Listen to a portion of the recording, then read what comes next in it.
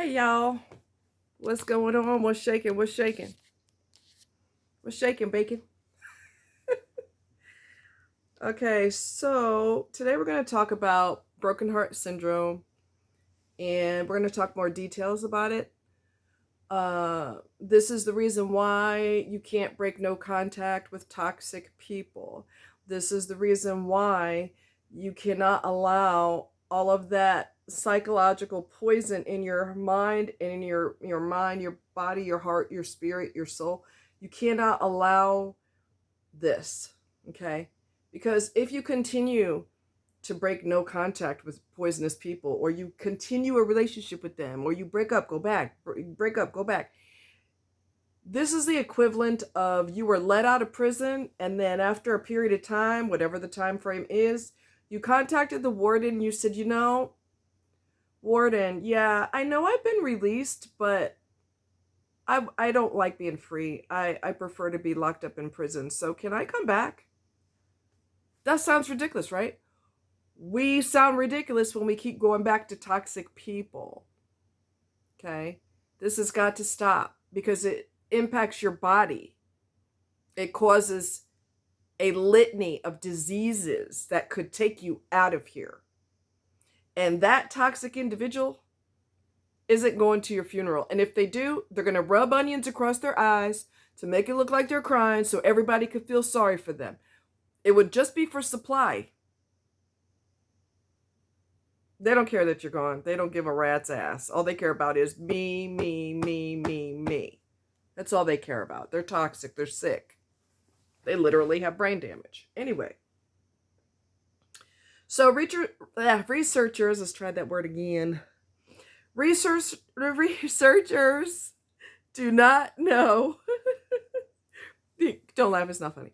They don't know the exact cause of Takotsubo cardiomyopathy. However, many speculate that at times of intense stress, the release of stress-related hormones such as epinephrine, adrenaline, causes the blood vessels to spasm, and that disrupts the heart function. So the medical term is Takotsubo cardiomyopathy, but it's also known, easier words to say, broken heart syndrome. Okay, so researchers do believe that all these hormones rush your heart and cause your blood vessels to start to spasm. When they spasm, they're not working properly or efficiently. It also changes the shape of the left ventricle of your heart. So this is physical proof of your body going, I can't take it anymore, okay? So this goes beyond, well, we're just dysfunctional, we can't help it. This is actually hurting you. It's not hurting the toxic person because they're so jacked up, they don't care either way. They don't care about nothing unless it benefits them.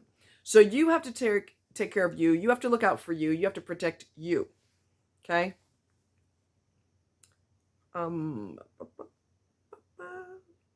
So doctors don't know exactly how the heart does this. They do know it's related to extreme stress. And, adrenaline, epinephrine, too much of that bum rushes the heart is what they think. And that is what causes the heart to not pump correctly. Okay? Troponin is a blood enzyme, so they can check for elevated signs of troponin in your blood. That's a sign of heart damage. An EKG, which is an electrocardiogram, that is a test that measures electrical signals in your heart also. Okay?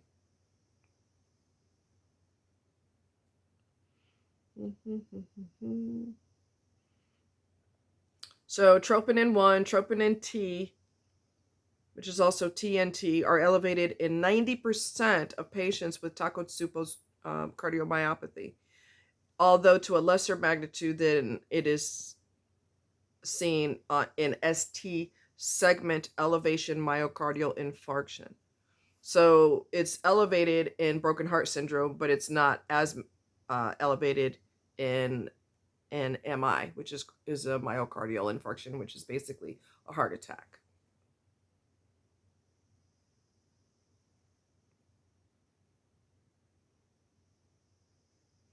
When we break up, you're dealing with this toxic situation. Our brains lose their regular supply of these neurotransmitters, and we go into neurological withdrawal. This is how broken hearts break brains. Subjectively, the deficit in these chemicals can make us feel anxious, depressed, and isolated. Do you see why you have to, you have to get rid of toxic people?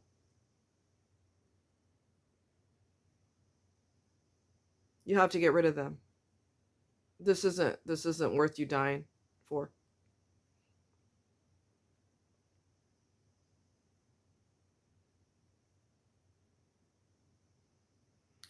Experiencing the loss of a relationship due to a breakup or death is traumatic. People will likely feel strong emotions immediately following this trauma.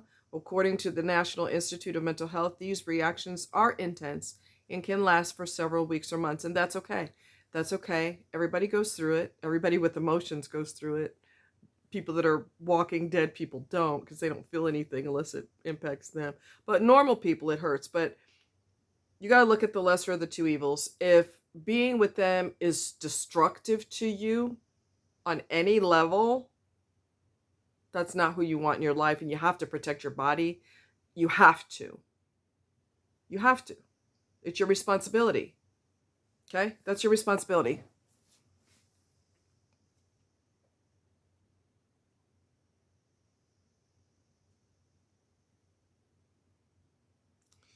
So, let me look at this and see what it says. So, just to give you a kind of an overview about this, this was discovered, the TCM, which is Takotsubo cardiomyopathy, TAKOTSUBO cardiomyopathy, okay, CARDIOMYOPATHY, okay. This was discovered and reported by a Japanese cardiovascular specialist. Since then, this heart disease has gained worldwide acceptance as an independent disease entity. TCM is an important entity that differs from acute myocardial infarction. We talked about that. That's a heart attack. It differs from a heart attack. It occurs more often in postmenopausal elderly women, is characterized by a transient hypokinesis of the left ventricular apex. So, and it's associated with emotional or physical stress, but anyone can feel this. It doesn't matter your age or gender. Anybody can go through this. Wall motion abnormality of the LV apex, left ventricle apex, is generally transient and resolves within a few days to several weeks. Its prognosis is generally good. However, there are some reports of serious TCM complications, including hypotension, which is low blood pressure, heart failure, ventricular rupture, okay, thrombosis involving the LV apex, and torsade de pointes. I'm not sure what that is. It has been suggested that coronary spasm, coronary microvascular dysfunction, catecholamine toxicity, and myocarditis might contribute to the pathogenesis of TCM. However, its pathophysiology is not clearly understood.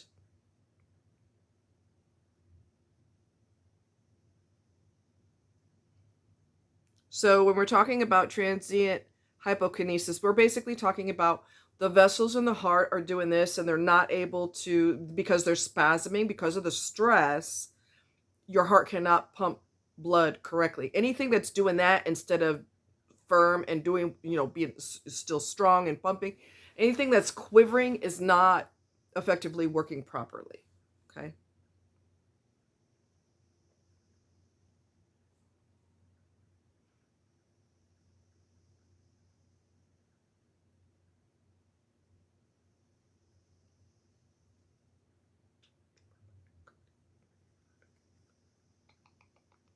So, the most common presenting symptoms listed in the diagnostic criteria are chest pain and dyspnea, which is difficult. It's hard for you to breathe. In rare cases, patients developed palpitations, nausea, vomiting, syncope, or cardiogenic shock. None of those are anything you want to sign up for. Okay, so you have to, in case you want to look at more technical research pertaining to this particular heart condition, it's under the National Library of Medicine.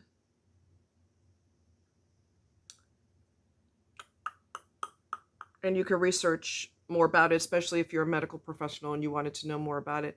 I would try to put the link in the description.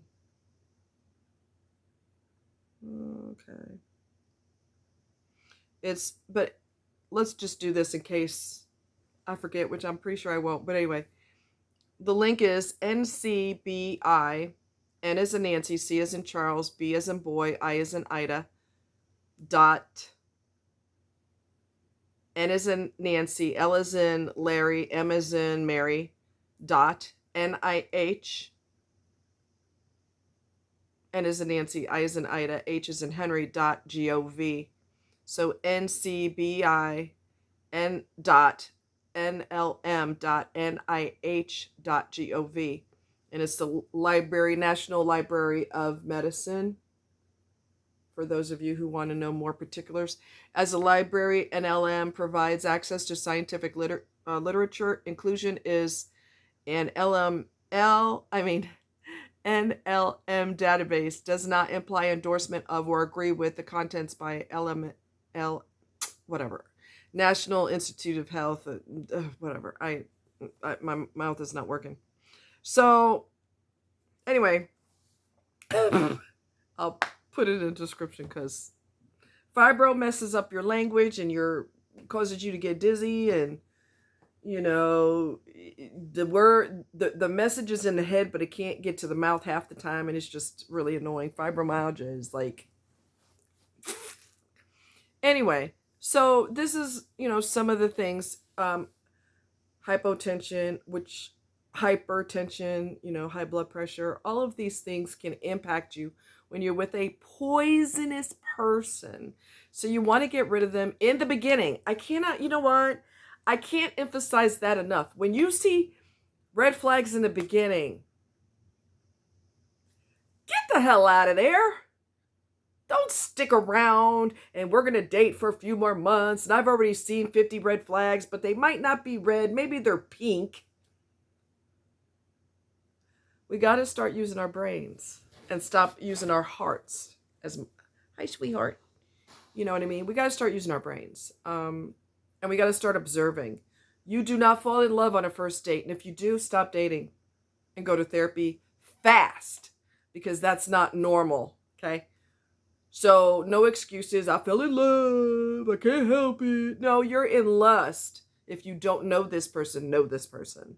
You're in lust. You gotta get your mind off of that, and you gotta look at red flags. Now, the last individual that I dealt with. Okay, you see the look on my face. I should have cut him off when he was late. We were supposed to meet, and he was late. I should have cut him off then. And I'm going to tell you why, but I'm also going to tell you how that worked in my benefit, that I didn't cut him off until after we went out the first time. I cut him off. But I learned more because I cut him off after the initial red flag. Okay? He was late. He deliberately started a project in his house that he knew would take him longer, and that after we agreed to a time, he was late. He did that on purpose. So you know what that means? That means your time is not important to me. You are not important to me, okay? And I'm going to start controlling you from the start. I'm going to be late because you're going to learn to do things my way right out the goddamn gate. Okay? That was done on purpose. Why would you start a project that you know is going to make you late to see somebody. So that's red flag number one. But I'm going to tell you how me going out with him anyway benefited me. And I cut him off after the first date because he's not a good person. Me not cutting him off gave him the opportunity to be himself. Selfish, grandiose, entitled, hypersexual, because everybody owes him sex, baby. You heard? Everybody owes him sex. Ugh. Their minds are gone. Their brain is like way gone. I mean, they do have brain damage. They do. And I've talked about it on my channel. Scroll through my videos and you will see a diagram of a brain, and you will see the parts of the brain that are impacted by their brain damage, which causes them to be narcissistic, which is a result of their upbringing. Okay? Abuse, overindulgence, either end of the spectrum causes narcissism. And it's a disorder. You can't get cured from it, but you can learn to be a better person despite that through psychotherapy. Anyways, so he got to peacocking. Me. Okay? He talked about himself the whole time. He talked about his dad the whole time. Oh, my dad, and I, blah, blah, blah, blah, I don't care. I don't even know you. So why would I be overly enthused with you when I don't even know you? And when you make it all, when a person makes it all about them, that's who they care about. You know, them, not you, them. And you don't say to somebody that you are just now going out with for the first time, you're texting or talking on the phone, oh, I've got a hot tub that fits 2 people. Really? Really? Where is that appropriate to say to somebody you don't know? It's not, right? So I would not have seen all of his arrogance, all of his self-absorption, all of his obsession with getting what he wanted. I wouldn't have seen all that if I had cut him off immediately. Oh, you're late? You don't value my time? I'm out. Now, will I do that if there ever is a next time? Because I ain't got no patience for people. I don't. I'm just telling you. Okay? If there ever is a next time that I'm dumb enough to go out with somebody, I'm just kidding, but maybe I'm not. If you're late and it was preventable, we're not going out. There's exceptions to the rule. The person got stuck in traffic. There was a car accident. You know, everybody had to be detoured around the accident. Traffic was just crazy because everybody just got off work. And that's completely different. But if you deliberately start something in your house on purpose, knowing that's going to take time, and you're going to be late as a result, you did that shit on purpose. That's passive-aggressive bullshit, and I'm not dealing with it. But like I said, I learned who he truly, truly, truly is as a result of him showing his ass like that. Because then he made it all about, he was, peacocking and my life and me and my accomplishments and me and my car, the type of car I like, and me and me and me and me. And it's like, okay, well, you could just be with you because you all about you anyway. Okay. You all about you anyway. So, forgot about it. But I'm glad I went out with him. I kind of kicked myself because I didn't dump him right away before we went out.